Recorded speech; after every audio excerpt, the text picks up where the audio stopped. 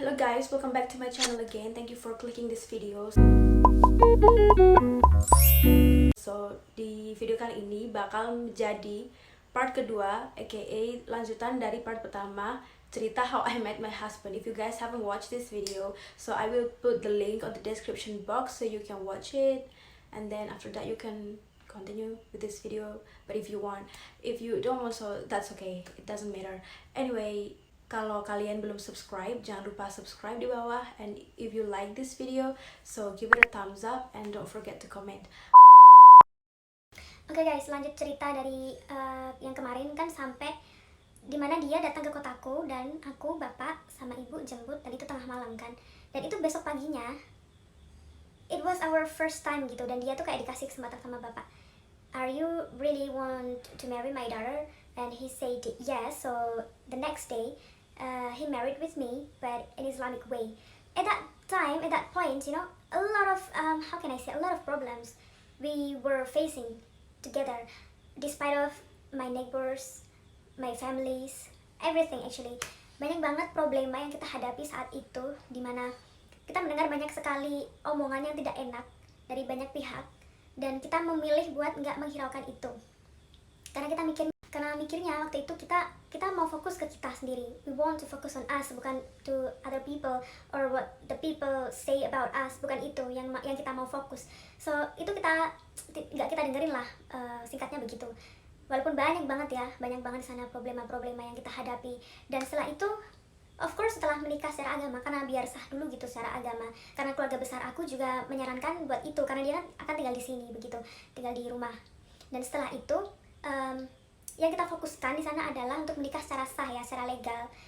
Of course ya, karena nggak mungkin kita nggak menikah secara legal. Dan jadi teman-teman, omongan-omongan yang kurang enak dan spekulasi dari orang lain yang tidak mengenakan untuk didengar itu kita tepis jauh-jauh. We put that away. We don't want to hear that. Karena kita bakal fokus ke pernikahan resmi, pernikahan negara begitu. Dan banyak banget problema dari dokumen, karena kan beda negara. Jelas dokumennya nggak segampang kalau kita nikah sama-sama negara atau beda desa atau beda kota. Itu kan lebih gampang ya diurusnya, karena di beda negara banyak banget dokumen yang harus kita siapkan. Dan di sana actually problema yang kita hadapi saat itu, kenapa kok kita nggak menikah negara secara langsung? Mungkin ada yang bertanya kayak gini juga ya.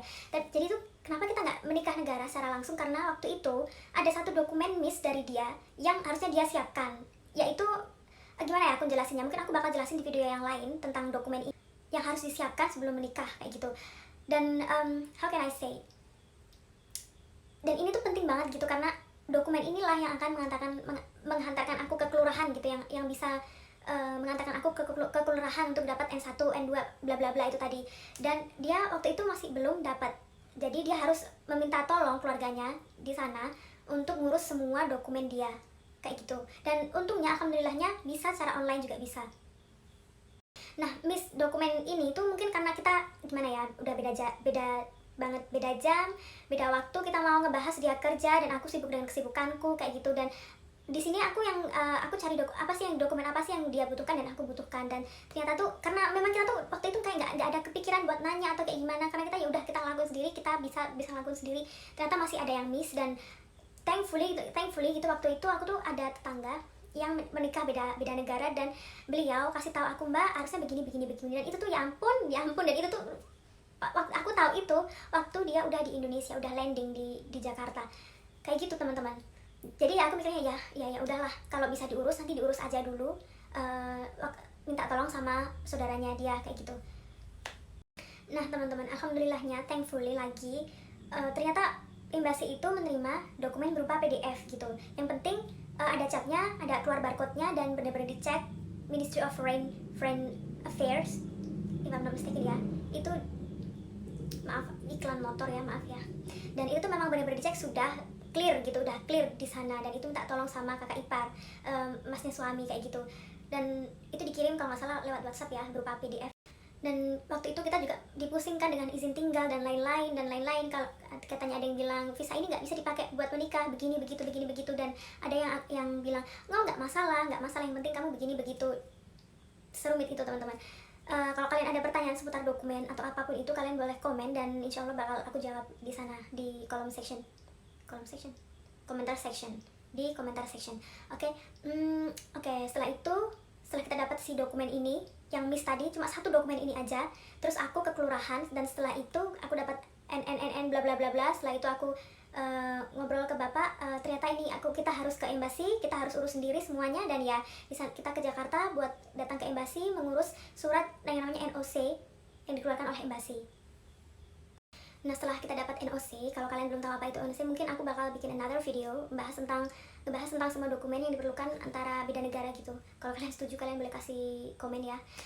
Setelah kita ngurus NOC, kita stay di Jakarta 2-3 hari, yang seharusnya aku bakal stay di rumahnya kakak saudara aku tuh, tapi kita nggak jadi. So kita stay di hotel 2-3 hari, terus kita pulang setelah dapat NOC, langsung aku ke kelurahan dan ke KUA ngurus semuanya apa yang diperlukan buat syarat-syarat menikah buat aku, karena di pihak suami itu sudah cukup di situ, karena yang penting adalah NOC itu izin gitu ya dari embasi dia gitu ya.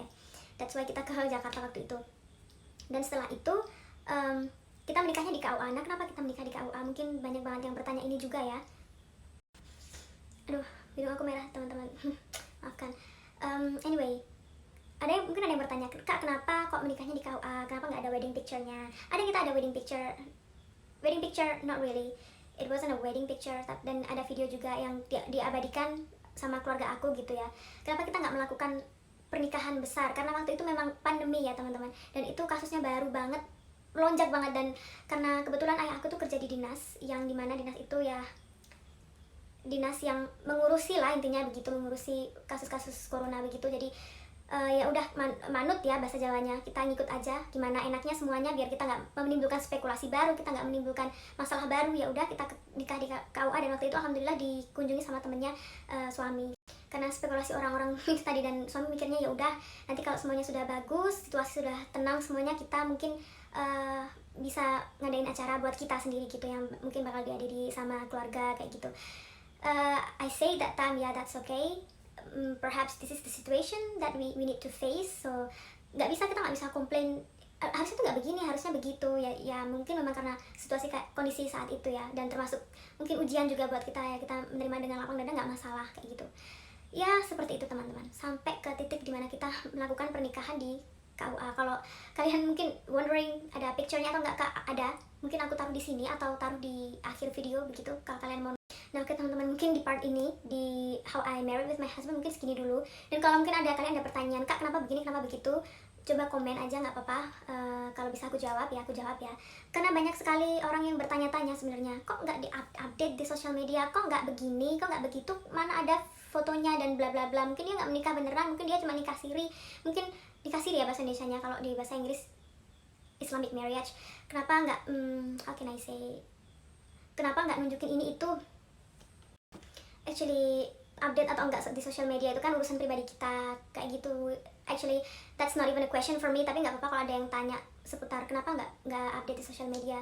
It's our choice ya, our choice. I think it's enough. Itu cukup aja buat kita kayak gitu. Kalau kita mau share mungkin yang lainnya kayak gitu sih, begitu.